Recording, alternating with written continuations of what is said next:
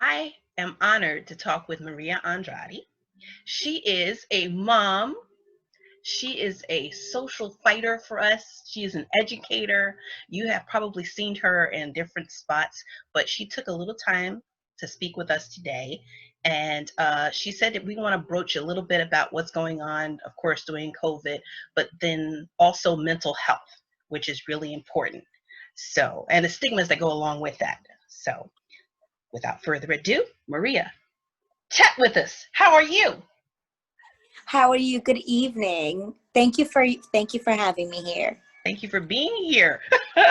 This is awesome.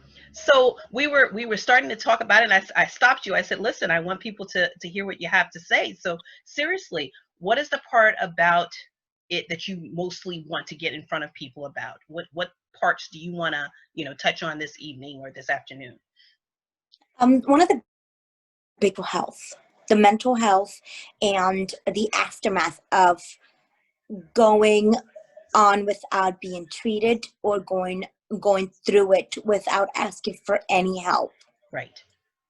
I know that a lot of people, that it definitely, carries with it a big stigma and people don't want to talk about it. For some reason they make or it seem like you're less than if you have this or if you even bring it up. People look at you in a certain way, but that does more harm than good usually. So Exactly. how does someone go about getting help? How does someone, actually talk about it? How do you do that? So one thing for sure, it's a little disclaimer. I am not a psychologist. Right. My background is not psychology. My background is education, is being a mother, and criminal justice. That's where I went to school for. So that kind of shapes my viewpoint a little bit, so you may say. But nevertheless, I'm never, I never stop learning. And one thing that after years of trauma, of enduring and working through pain, sometimes we forget that that's a stress ball rolling and rolling and rolling that Right. no one seems to talk about. Right. Um, I've read it, and I just can't pinpoint the specific theory or where the book where I found it from.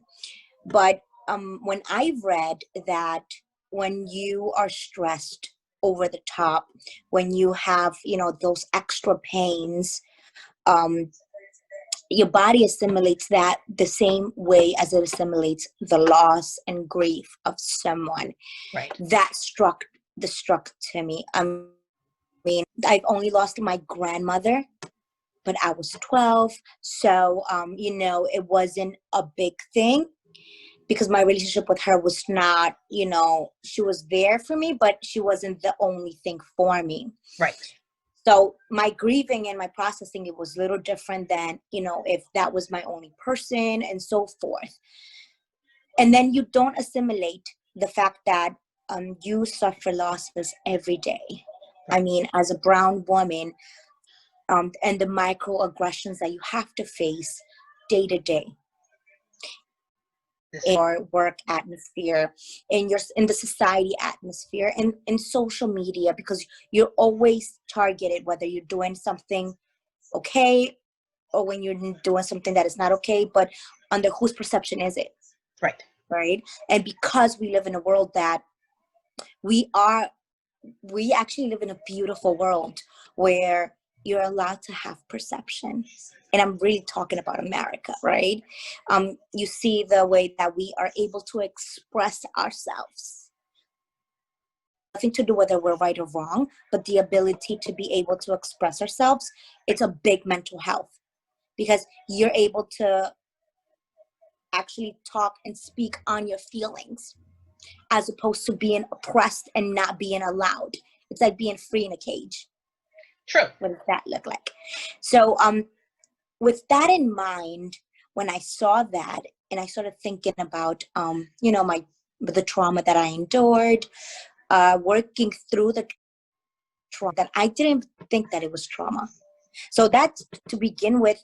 We don't identify our failures and our ongoing stressors as trauma. We just identify it as, oh, just mishaps, or a bad day, a bad week, a bad year, Right. a bad relationship.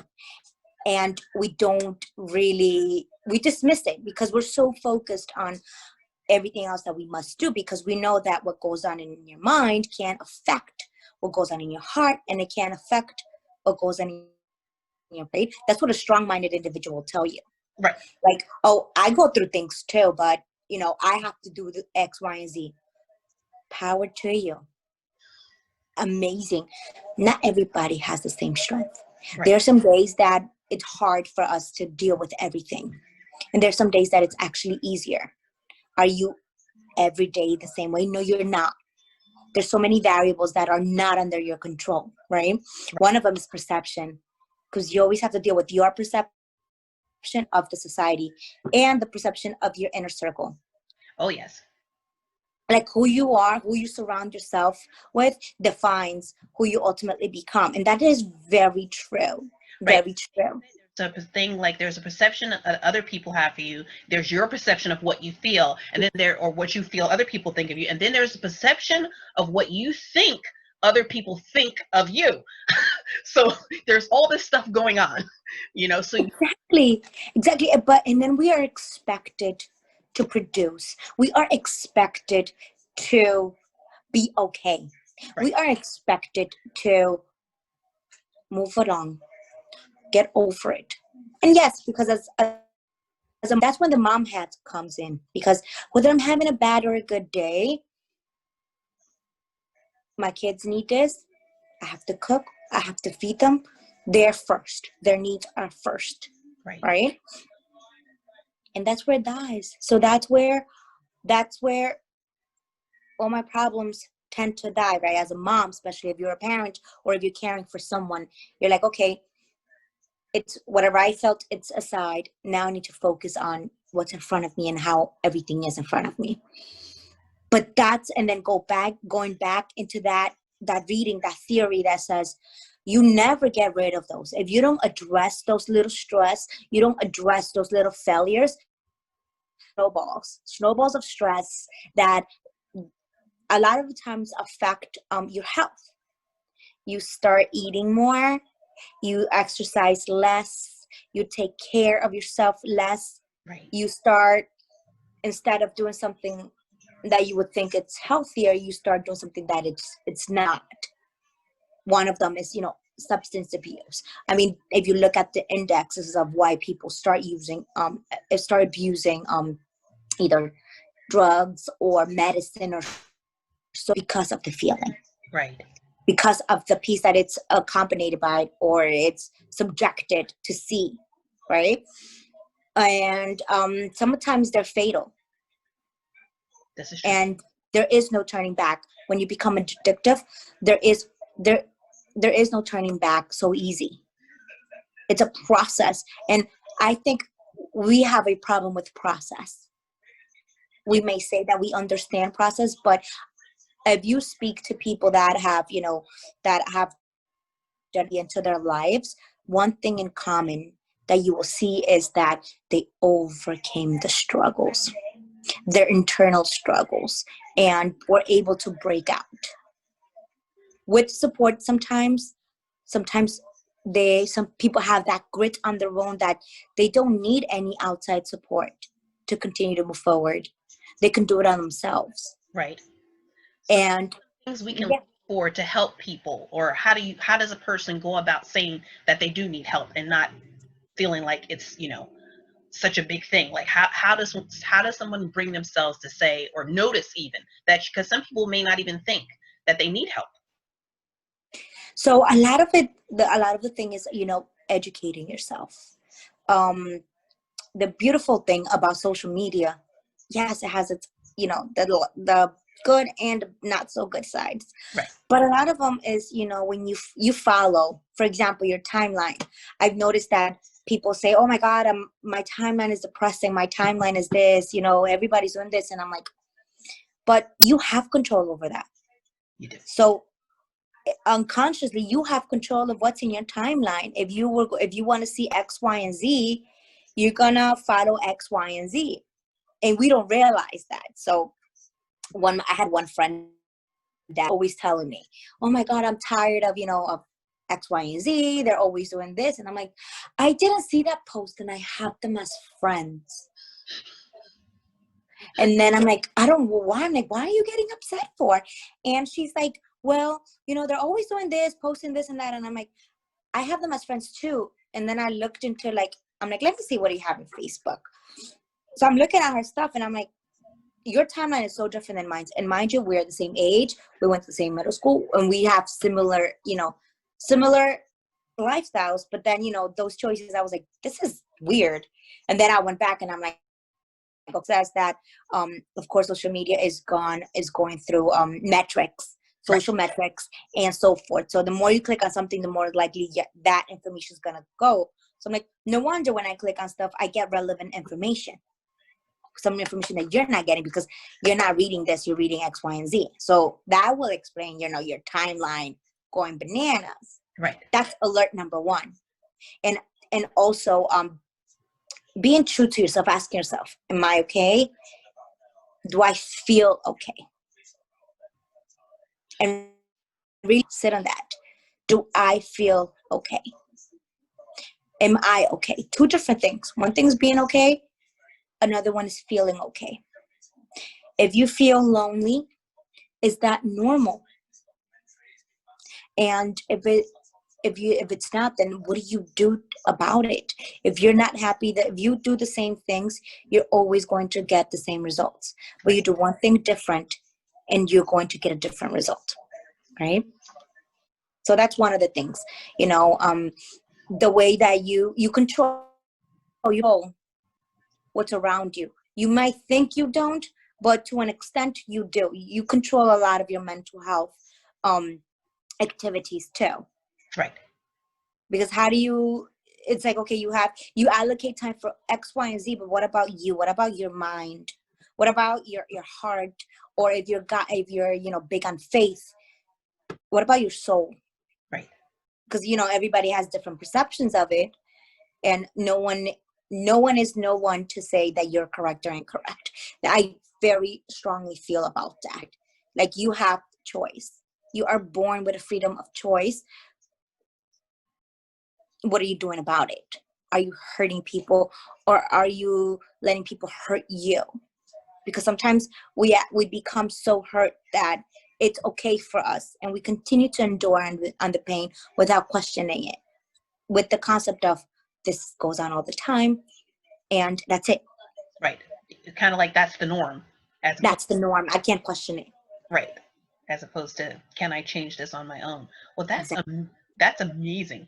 Because I say that only because I'm sure a lot of people might get into, I guess we call it like the routine or the grind or whatever. And it's kind of hard. Like when people say, hey, you got to stop and smell the roses. It's a saying that everybody says.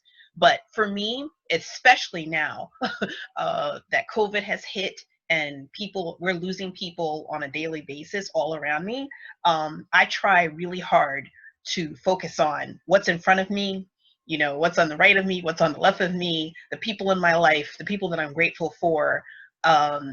Just, a sunshine is always a good thing, but just to see a sunrise, we kind of take it for granted. And breathing the fresh air, just trying to really stay focused no matter what moment I'm in, to really be in that moment, because it snaps by so fast. Yes. One of the things that I love doing, and I recommend this to anyone: a sunrise chase, sundown chase. I drive, so I like driving. Driving to me is a therapy. So I have 2 kids, and that there is no going anywhere without them. But those times where mommy needs to go away for a little bit, mommy just drives around the block 5 times, 10 times. Okay. Priceless moments, right? For your mental health. Yes. And then this summer, I started doing the yoga sunrise. And that changed a lot. That I started questioning, excuse me. That's okay. I started questioning, am I really making time for me? Is this what it looks like? Me time, a Maria time, not Maria the mom, not Maria the the social justice warrior. I mean, not Maria the counselor, not Maria the community, helper. But why is Maria doing this? Because Maria feels happy. Maria feels happy to be able to have some time where she sees the magic of a sunrise. I mean, to be able to witness those 5 to 10 minutes where you actually see the light and dark, the beginning and the end. Right. The end of the night when it's dark, and then the sun, as it just goes up, starts to show everything in front of you. How magical is that? It really is. And then I started doing a meditation with it. It's like really simple. I get in the beach and just put meditation and affirm affirmations. Say, okay, I'm here. I'm a being. I'm a living, breathing being. I am happy. I am healthy. Then drive an hour back to my home. And I noticed how my mood just shifted, how my energy, I'm an energy person, so how the energy was so light. And who told me this was my kids. They noticed the change. I didn't tell them, mommy does this. No, I'm like, mommy's gonna need some time. And I took the sunrise chase because I figured they're sleeping. There is no mommy time that time, because the time their eyes till the time they close their eyes is mommy time as an adult, right? Right. Because you work your world around theirs. And I've noticed that they started telling me, mommy, when you come back from the beach, you look happy, you look relieved. What do you do there? I'm like, I swim with the dolphins. Oh my gosh. Then want to see the dolphins? What are you, crazy? And I'm like, no, baby. And I was like, how do I explain to him? I'm like, how do you explain to your child this, right? Because you grew up a certain way, and now depending if you want to change those certain switches where your next generation doesn't have the same struggles that your generation did. Right. So you're able to break those generational curses, if you may say. Exactly. So how do you bridge that? Because we don't talk. So our culture, we have the machismo culture. We have the very dominant male, masculine figure where the female does not necessarily have a voice. Right. In the household, right? So growing up in that atmosphere, and then now, raising your children, and you're like, am I doing an okay job?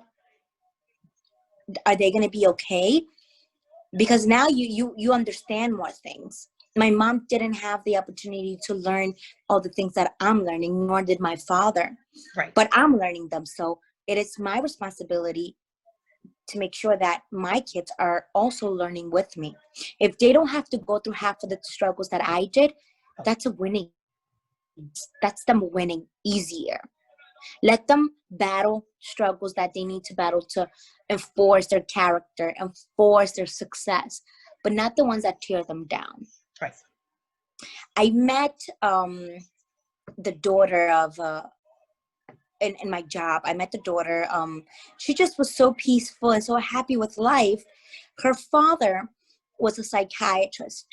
Okay. And her mother was a lawyer, a pro bono lawyer. Okay. All right. And I'm thinking, and then she often spoke about the psychology part of it. She goes like, Maria, I'm happy and I'm free because I do have a beautiful life. I didn't grow up in, this and that and the fifth, because and then, you know, the father being a psychiatrist and the mom being a pro bono lawyer, their focus was helping and giving back to the community. So even though they had their jobs, their well-paying jobs, they often opened up their own clinic to help the community for free. Awesome. So her growing in that positivity, right? And not growing in the hood, not growing where, you know, all are embedded in your front door, and the next door neighbor, and the neighbor upstairs. Like, these are the things that our kids are growing up in.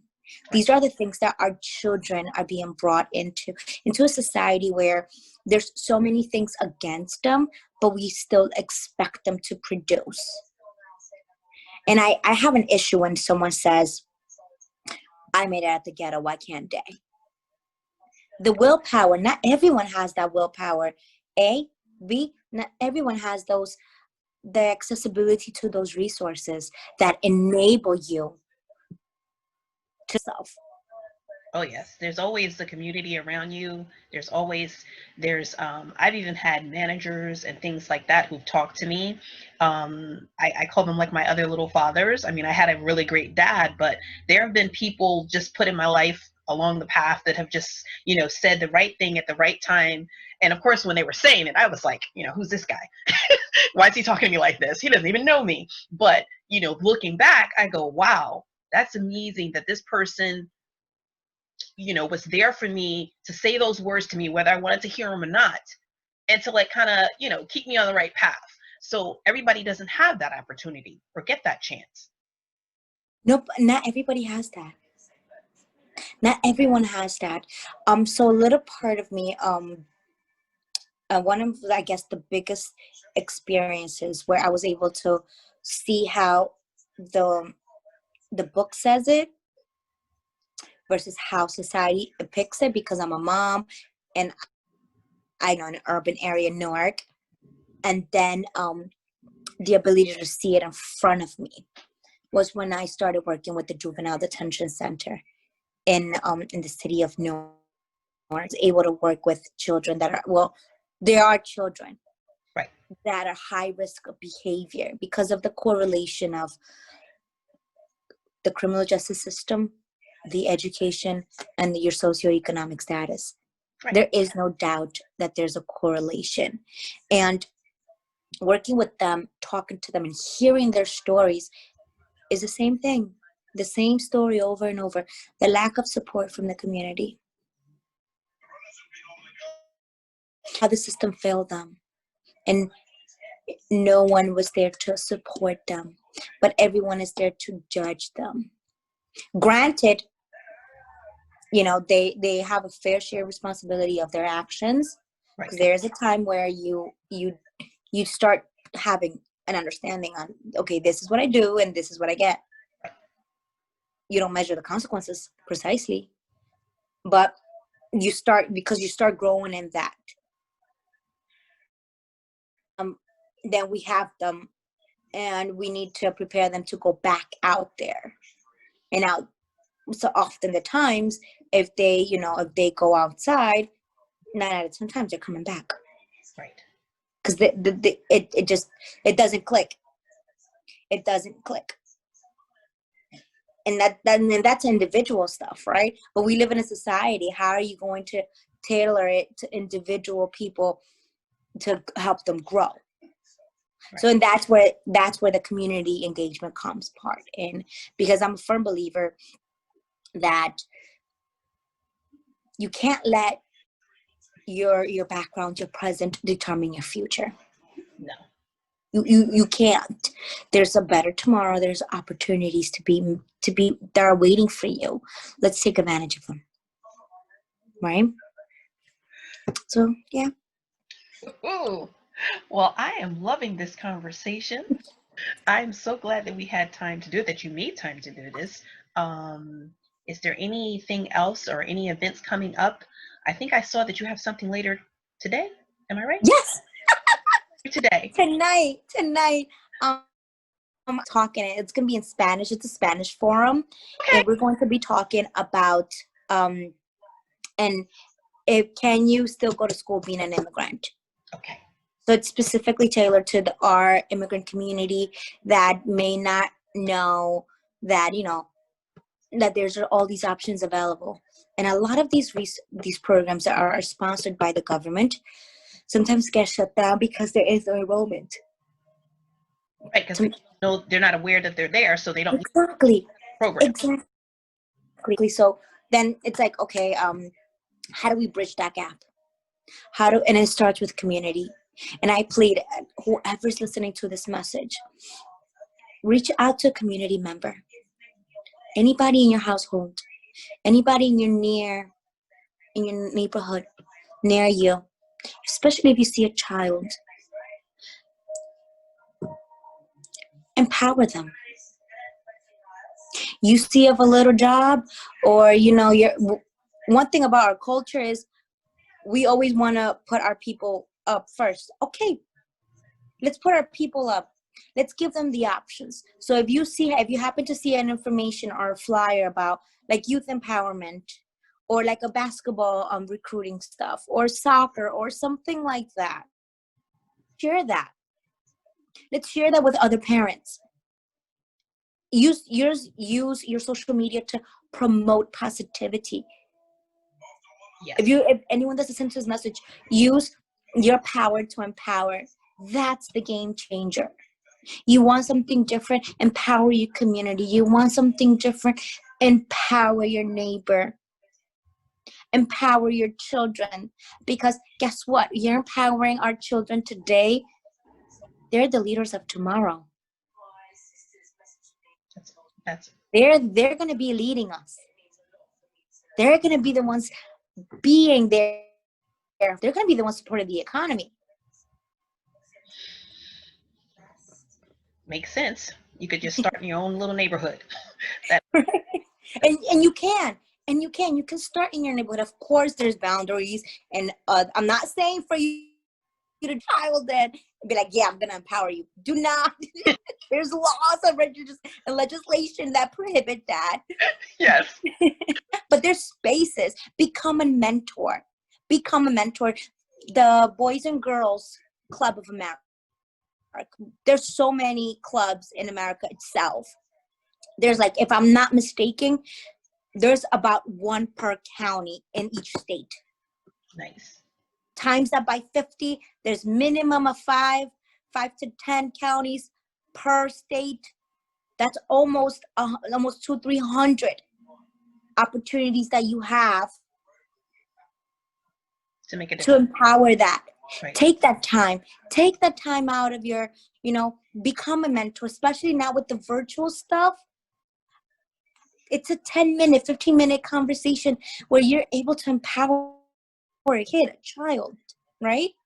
Or perhaps empower a younger woman. If you're an older woman, empower a younger woman.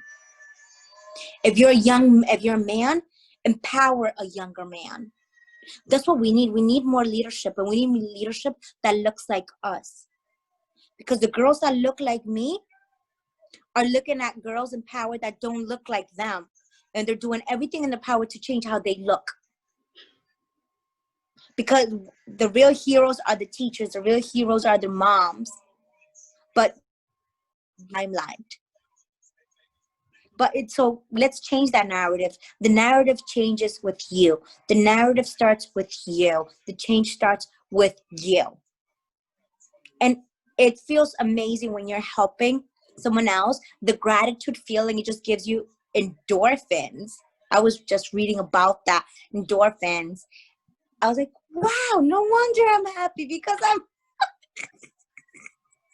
you're doing a happy person is going to want to do the things that keep their happiness. There you go. At peace. If you're doing things with the heart, if you're doing things with the mind, if you're doing things from the good spirits. Right. I mean, what are the odds? It's simple math. 1 + 1. You're going to receive what you give to the universe. So imagine if each one of us take aside and say, you know what, let me empower one youth. Let me just check up on them. Could be my little cousin, my little nephew. 20 minutes where all I do is just talk about your future plans. And we've all been there. Those conversations do happen. They happen once a year, twice a year, and they're not productive conversations. They come off more as attacks. Right. Because when you're having these conversations at Christmas or holiday gatherings, it's like, you were doing this all this time. Why didn't you tell me? Why didn't you reach out to me? And they'll tell you, the teens, I didn't know I could. And then some of us are like, no, the whole time, but we don't know how to tell them that we're here. And the start is this. It's like, listen, I'm going to check on you the first or second or third Monday or day of the month. Schedule it in your calendar. Schedule it in their calendar. They'll get a text like, okay, 10, 20 minutes on your drive home. What are you doing? How's your week? Right. What did you do? That one little conversation can make a huge difference. It does. What do you hear? Who heard it? Especially interviewing all these amazing people. What's something that they all have in common? Because I've seen a lot of them. Somebody believed in them. Someone believed in them. And sometimes that's more than enough. Just the fact that you're letting someone know, a child, a teenager, or someone that may not be in the same mind space as you, that you believe in them and that you want them to do good, what that does to your self-esteem is so amazing. Yes! Well, I hope that we get to speak again, because I'm telling you, my heart is over here bursting right now. You know, as you're talking, I'm like, okay, I got to call some people. I got cousins. I got some people on my list that I definitely need to reach out to, be like, hey, what you doing? No, what's going on with you? I'm serious. And I guess we all need that, definitely. And we do. Yes. We do overlook it. We go, oh, I'll talk for 5-10 minutes, but what you're saying is so true. And I've definitely had that happen for me. You know, just a 5-minute conversation with somebody can lift up your whole day or change your whole outlook. It does. It's crazy, right? It's crazy. Though that when you look forward to a text from a certain person that brightens your day. Yep. And that's all we need. That's awesome. Well, Sprinkle kindness. Yes. I hope we get to do this again soon. Please tell people where you're going to be at later. Where can they find you? In Facebook, Maria J. Andrade, and LinkedIn, same name. Please, let's connect. I'm always happy. That's how me that connected through Facebook. Yep. And it's amazing. And if we do this more often, just imagine the power we have as a collaborative, the power of empowerment, because that's success. The power to empower. Not only is the success part, but that's the game changer. We want different. We want healthy adults. We want healthy children, but not only physically, mentally. They're the leaders of tomorrow. Let's empower them. Let's connect. There you go. Well, I'm going to post this like ASAP so people can hopefully see it and join your conversation for later. I think yes. Again. Are you gonna post it in Facebook? Yes. Yes. Tag me so I can share it right now. You got it. I love it. All right. You take care of yourself. Happy holidays to you. Looking forward to speaking to you again, okay? Likewise. Thank you, Yvonne, for your beautiful energy. Thank you. Have a happy new year and a healthy one.